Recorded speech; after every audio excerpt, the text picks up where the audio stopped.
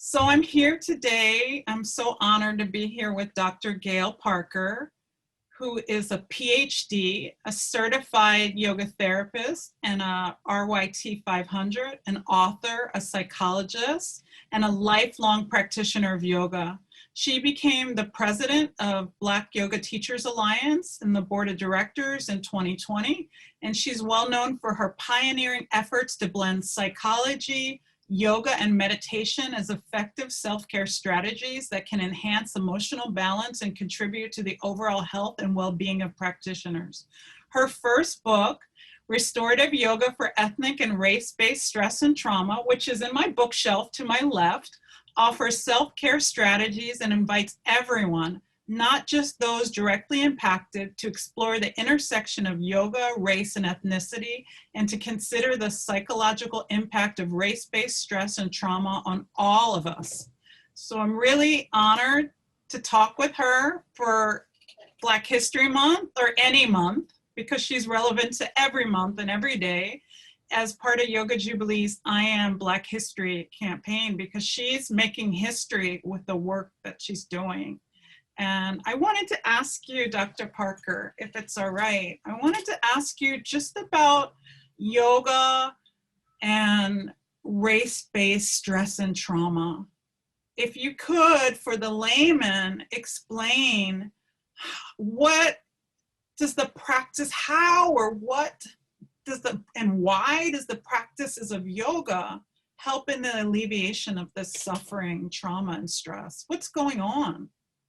Well, first of all, race-based stress and trauma, let me just define what that is. I mean, if you're experiencing, you know what it is. But there's also a definition that I want to share with people, and that is, it is any externally motivated race-related event that causes emotional pain, period. That's it. And when I offer this as a workshop, what I tell people, particularly those of us who are directly impacted, Black people who are directly impacted by race-based stress and trauma, is I tell them, I say, you know what? You're not crazy, you're just hurt. And I will tell you the relief that people feel, the response is always, I knew it, I knew it, I knew it. And then I say, okay, now we can all go home, because we have pathologized. As a psychologist, I don't do it, but this culture pathologizes pain and suffering. And there's nothing pathological about pain and suffering. Pain and suffering mean that there is something wrong, but it's not with you. So you're saying, let me ask you, so I'm saying that people come in, like when I come into your workshop, I took it at the Tree in South LA. I feel like it's my fault or there's something wrong with me. And just by knowing that it's not just me, it's a systemic issue, already the healing begins. It is empowering to realize it's not me. Because on a deep level, we know that it's not us. We know that way down deep inside. But in this culture, we are not invited into that awareness.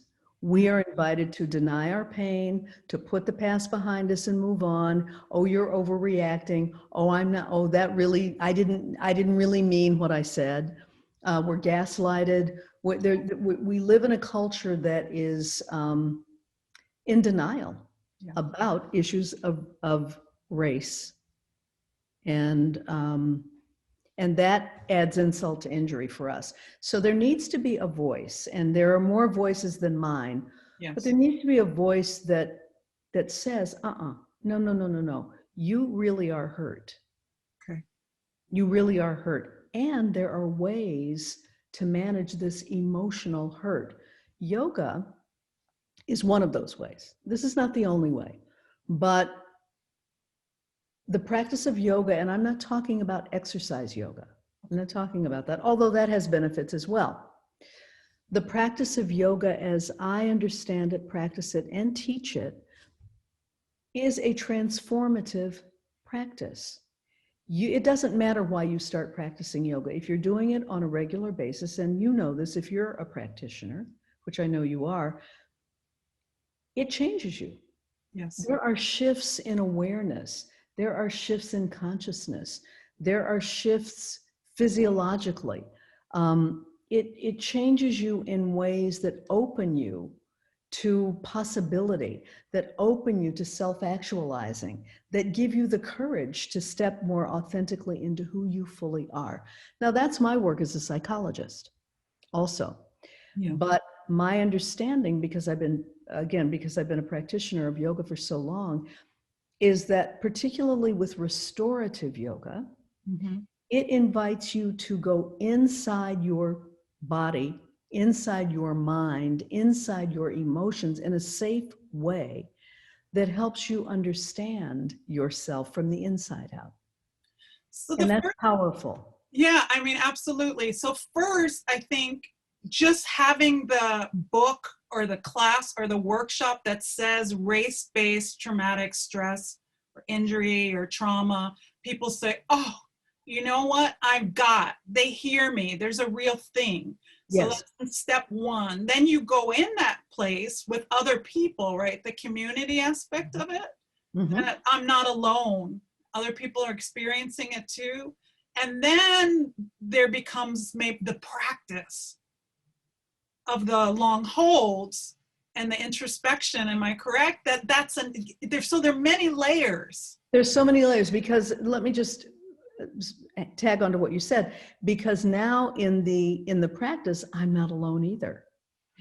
And what we understand, the science tells us that we're dealing with our nervous systems. When you are under stress and when you are traumatized, and that's ongoing, recurrent, and cumulative, which is another aspect of race-based stress and trauma. It's not something that happens once and then that's it. Yeah. This is like an ongoing experience. Yeah. And when you're having an ongoing experience of stress and that can become traumatic, guess what you learn to do? You tune it out. Yeah. Why? Because it is not possible to sustain pain and suffering with conscious awareness for your whole entire life. And the body gets tighter, right? And it caves in. Which is normal. It is normal to contract around pain. Emotional pain is just as painful as physical pain. And the scientists have learned that it's because emotional pain, heartache, heartbreak, mourning, grief, loss, share the same neural pathways that lodge in the brain in the same place. Okay. Isn't that interesting? Which is Definitely. why you get stomach aches, which is why you get headaches, which is why you get backaches, which is why your chest hurts. You're not making it up. But we live in a culture that sort of suggests that there's something physically wrong with you. And then so you go to the doctor, who doesn't consider that perhaps stress is part of what's wrong, and you get medication for an experience that doesn't medication masks the symptoms. That's all it does. It doesn't get to the root. Yeah. And so the problem persists, it continues. And yoga offers us an alternative or an addition. I mean, sometimes medication is necessary, so I don't want to suggest that it isn't. But 95, I think the statistic is between 80 and 95% of doctor visits are stress related. Isn't that interesting? That's fascinating. And I think restorative yoga, I practice a lot of restorative yoga. So you tell me this makes sense, or just holding these poses for time with a lot of support, everything starts to soften, release, and become more spacious, at least in my body. Well, that's because your nervous system, which is designed to scope for safety and danger, begins to feel safe enough to let go of the contraction. See? It does. But here's the thing. If you've been experiencing ongoing, cumulative, recurrent stress and trauma, guess what doesn't always feel safe? Yeah. Relaxing. Yeah, absolutely. Because Doesn't. hypervigilance, you have to That's right. protect yourself. That's exactly right. And so one has to, so you may have to approach this incrementally, Mm. uh, to, to just sort of retrain the nervous system so that the nervous system learns, because we embody our stress and trauma. These are not cognitive processes. These aren't thoughts that we're having. We think they're thoughts, but they're not. That this stuff actually lodges in our body. And that's why I think, from my perspective, restorative yoga is helpful, because it addresses the tension and the tightness and the contraction of the nervous system in the body. And then we can become more and more and more and more familiar with and comfortable with states of relaxation. When we're in a relaxed state, that's also a physiologic state. Mm. When we're in a relaxed state called the relaxation response, Mm. that's where health and restoration and growth occur. The body repairs itself. The So psyche repairs itself. if I'm understanding this correctly, tell me, it's almost as if we're learning how to relax in restorative yoga, so that when we leave the place we're practicing in yoga, we know how to relax. We have to train ourselves. You do. You know the difference. You start learning the difference between relaxation and tension. Oh, okay. See, and because when you're always on alert, on high alert, you forget. You're not always aware. You don't remember what relaxing feels like. And so you don't even know you're tight. If you've ever had a massage, Yeah. and you're enjoying the massage, and then all of a sudden you let go, Yeah. and you realize, I didn't even know I was tense. I thought I was relaxed, and you realize, no, I wasn't. It's that awareness of what it feels like, what the process is within our body, how I'm impacted by this. And all of that is empowering. When you feel safe in your body, Yeah. that is a gift. And that's what this practice offers us.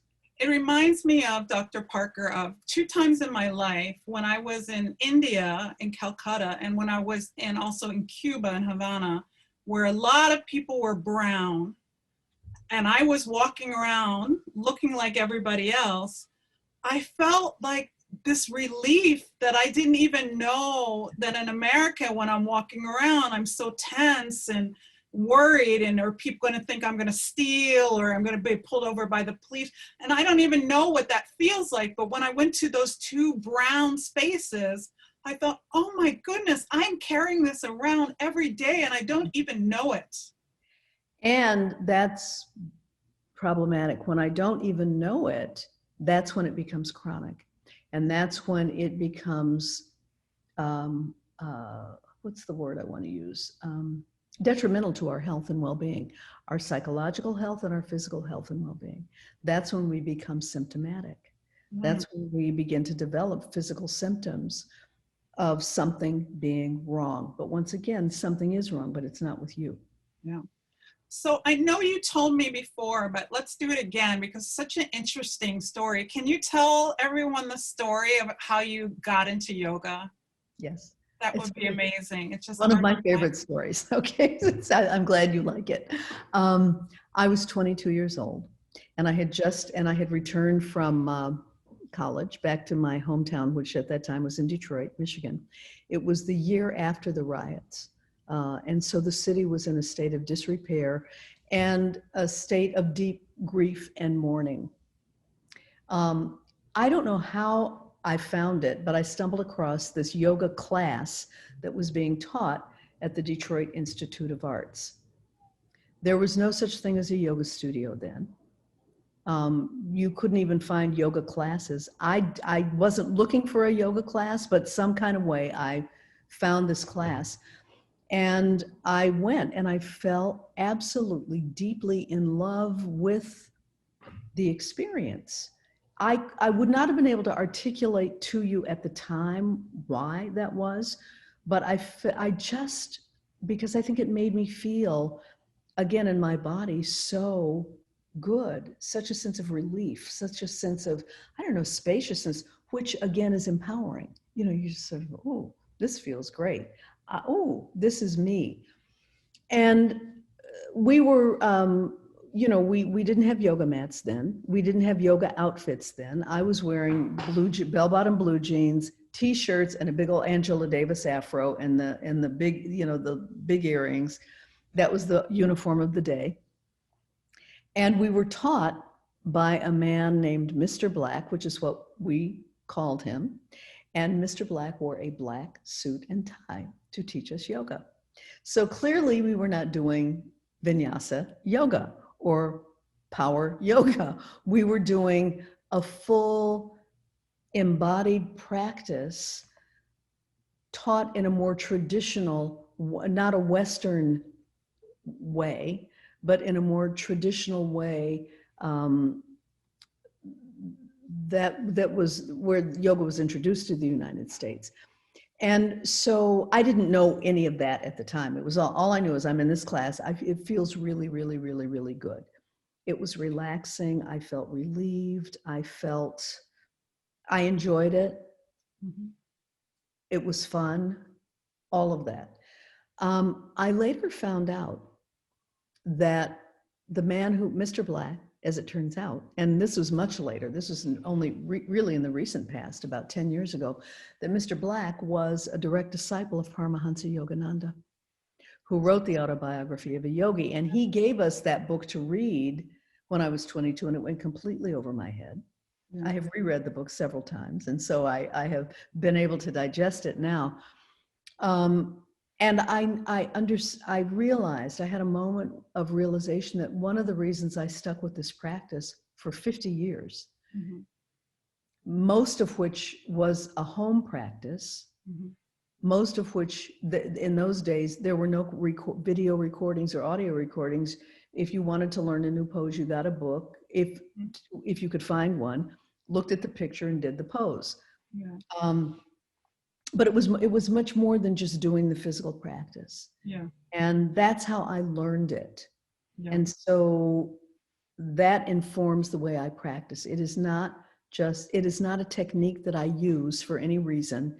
It's not an exercise activity for me. It is truly a way of life. It really has become for me a way of life. That's, I mean, so beautiful. And it touches me in many ways because, you know, my teacher in India, where I have a certificate, a diploma in yoga therapy, is the grandniece of Paramahansa Yogananda. Oh my. So, Well, and Paramahansa Yogananda, I don't know if you know this, but he came to the United States, I think, in 1927. mhm. And he was the first Indian yogi who took up residence in the United States. Yes, yes. And I think it was maybe in the 1930s.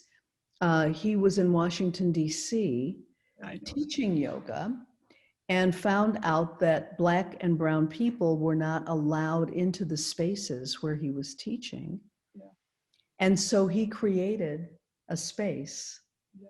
for people who were being excluded to have the experience of yoga. Now, I didn't know any of this at the Yeah, time. the Afro-American study group. Yeah. And I think that's why I feel so honored to have been also trained in that lineage, because it's a lineage that when he found out white people weren't allowed to the lectures, he said in his way, this isn't right. Well, they need the teachings and I'm going to go to them. That's exactly right, which is really, I mean, that's the yoga. It's interesting because I teach yoga therapists, Yeah.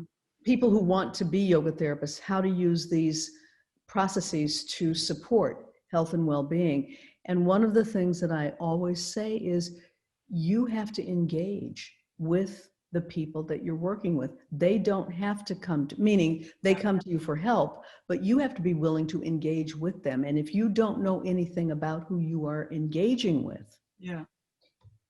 it behooves you to learn something, and you can sort of kind of learn, I guess, if you read about different cultures, but that isn't really sufficient. You need to understand and know the culture by being part of it.